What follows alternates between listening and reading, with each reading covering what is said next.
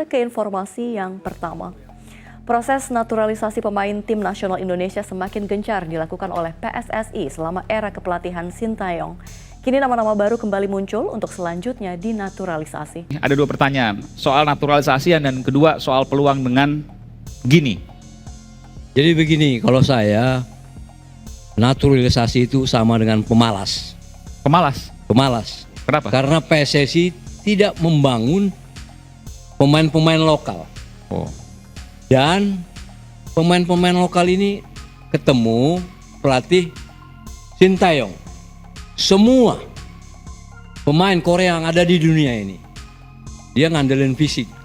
No skill. Siapa no skill? Sintayong. Kenapa ada katakan no skill? Di mana itu? Di mana anunya?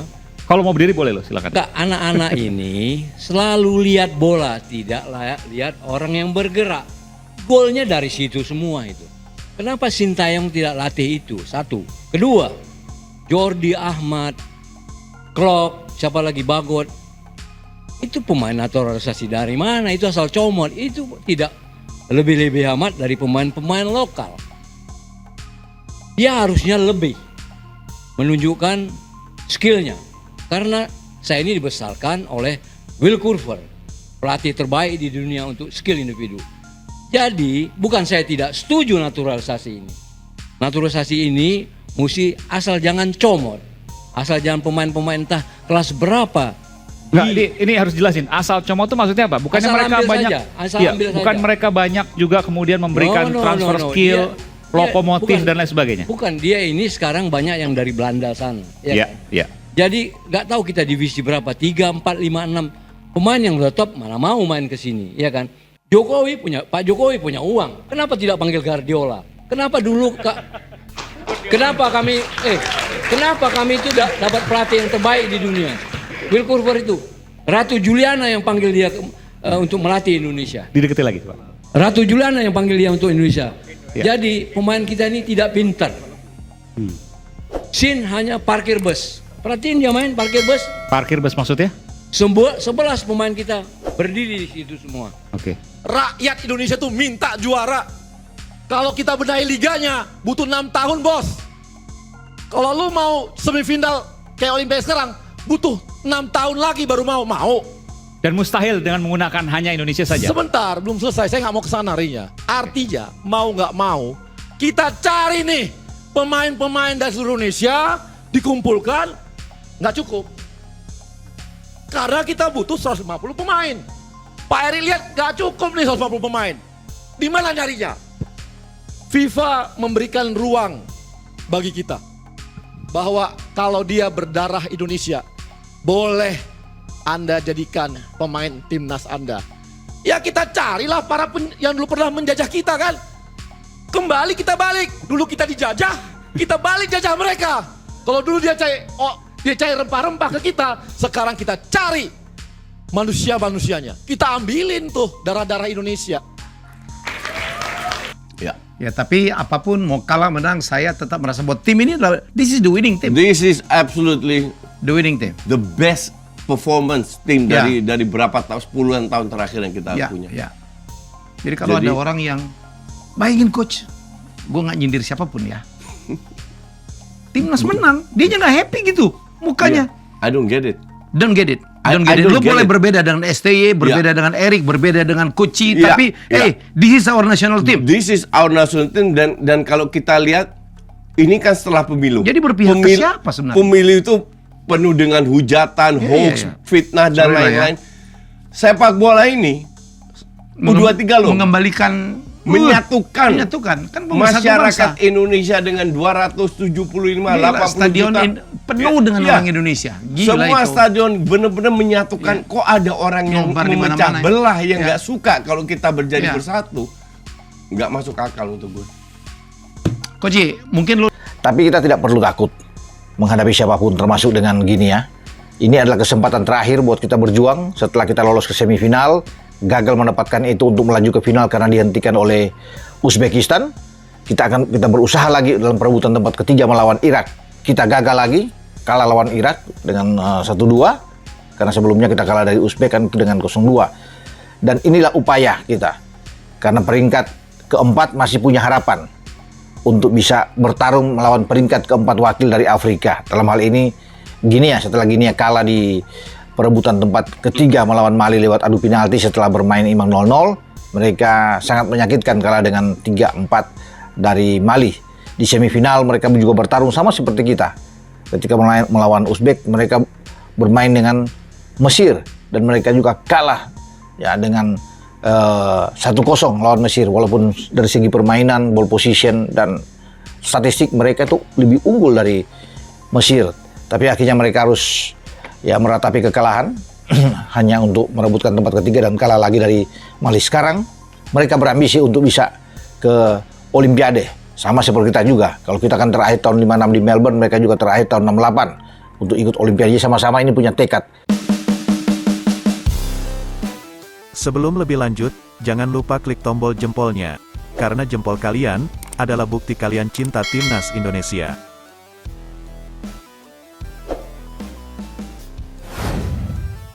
Komite Eksekutif Exco PSSI, Arya Sinulinga, membantah rumor yang mengatakan bahwa PSSI membayar pemain naturalisasi untuk memperkuat Timnas Indonesia. Arya menegaskan bahwa hal seperti itu tidak terjadi sama sekali. Ada spekulasi yang menyebut PSSI membayar sejumlah uang pada agen untuk membayar pemain naturalisasi. Terlebih, Maarten Paes yang jadi pemain terbaru di naturalisasi PSSI ini tidak memiliki darah keturunan Indonesia. Namun, Arya menjelaskan dengan rinci bagaimana PSSI melakukan pendekatan kepada para pemain. Dia pun dengan tegas membantah spekulasi yang ada. Kami punya timnya memang bekerja untuk mencari pemain. Kenapa? Ketum PSSI yang sekarang ini namanya Erick Thohir, dia pernah punya Inter Milan, sudah biasa cari pemain untuk kebutuhan Inter Milan. Jadi cari pemain bagi dia gampang, itu pertama, buka Arya Sinulinga dalam program acara Rakyat Bersuara di iNews TV, Selasa tanggal 7 Mei tahun 2024. Yang kedua, timnya inilah yang mencari dan tidak ada satupun uang transfer untuk pemain naturalisasi sekarang, jadi tidak ada ya. Bahkan, keberangkatan mereka pun ke sini, tiketnya, bawa orang tua dan sebagainya, itu ada aturannya, tegasnya. Arya mengungkap faktor yang membuat para pemain keturunan ingin memperkuat Timnas Indonesia. Salah satunya adalah peluang untuk bisa bermain di Olimpiade dan punya kans untuk berlaga di Piala Dunia 2026, walau perjalanan masih panjang.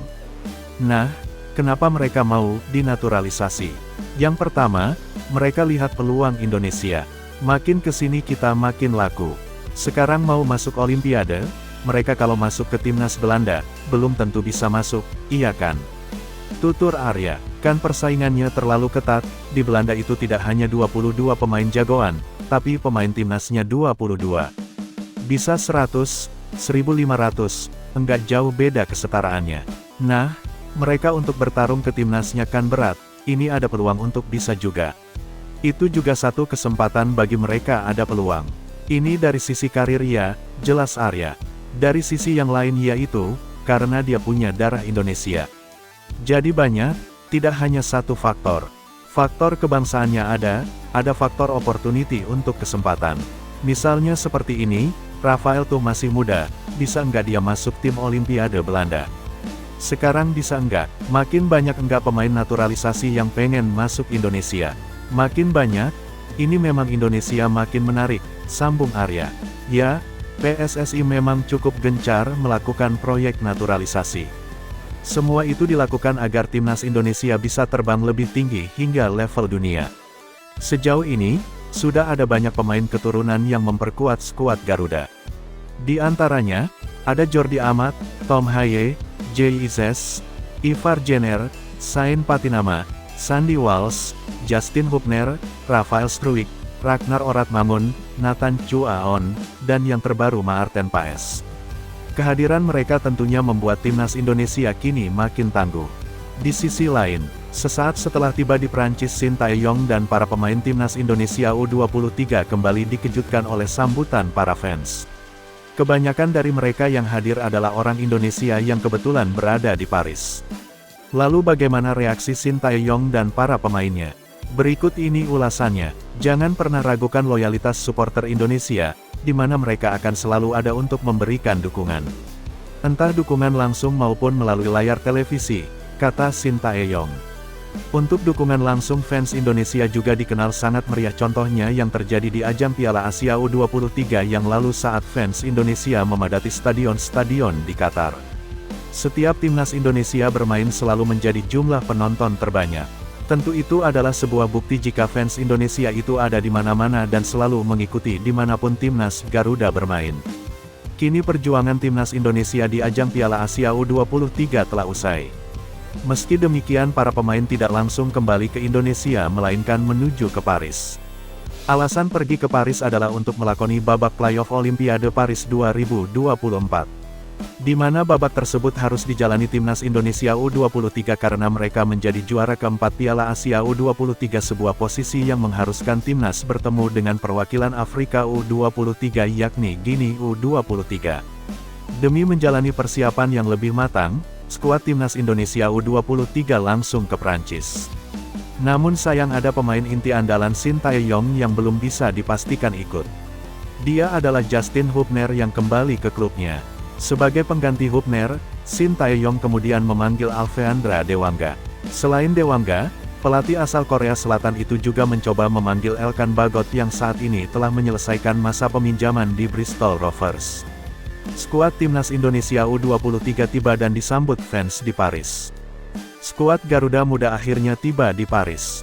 Saat tiba itulah para pemain langsung mendapatkan sambutan dari kedutaan Indonesia yang ada di Prancis. Selain dari kedutaan, para pemain juga mendapatkan sambutan dari para fans timnas Indonesia yang memang tinggal di Prancis. Entah untuk urusan kerja, pendidikan, maupun liburan. Jadi mumpung timnas Indonesia U23 ada di sana, para fans langsung datang untuk memberikan sambutan. Sebuah momen yang membuat Sintayong, STY, serta para pemain terkejut karena mereka tak mengira bakal mendapatkan sambutan seperti itu. Timnas Indonesia U23 langsung menjalani latihan setibanya di Paris. Timnas Indonesia tak ingin santai-santai di mana mereka langsung melakukan sesi latihan di lapangan yang telah disediakan. Dalam latihan itu para pemain terlihat patuh dengan instruksi yang diberikan oleh STY. Hal itu memang sudah seharusnya dilakukan demi mimpi bermain di Olimpiade bisa terwujud tahun ini. Pasalnya ini adalah kesempatan besar untuk lolos ke ajang bergengsi tersebut setelah 1956. Para pemain terkendala perubahan cuaca saat menjalani sesi latihan perdana. STY mengaku bahwa ada beberapa kendala, salah satunya adalah soal perubahan cuaca. Menurutnya cuaca di Qatar dengan cuaca di Prancis sangatlah berbeda. Jika di Qatar panas, maka di Prancis lebih dingin. Hal inilah yang harus segera diantisipasi oleh tim kepelatihan dari Indonesia.